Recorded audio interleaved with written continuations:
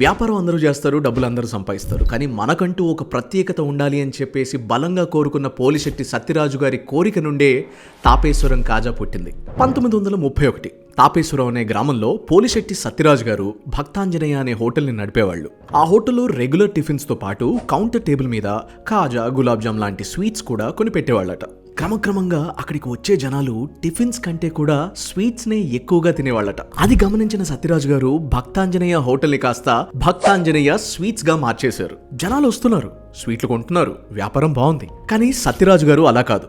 అంతా బాగానే ఉంది, కానీ మనకంటూ ఒక ప్రత్యేకత, ఒక బ్రాండ్ క్రియేట్ చేసుకోవాలంటే మాత్రం ఇంకేదైనా చేయాలి అంటూ కొన్ని ఎక్స్పెరిమెంట్ స్టార్ట్ చేసి తను ఆల్రెడీ అమ్ముతున్న స్వీట్ల మీద కొన్ని ప్రయోగాలు చేసి ఒక స్పెషల్ కాజాని రెడీ చేశారు. అది జనాలకి విపరీతంగా నచ్చేసింది. వ్యాపారం రెండింతలైంది. సరిగ్గా ఇక్కడే ఒక ఆసక్తికరమైన విషయం జరిగింది.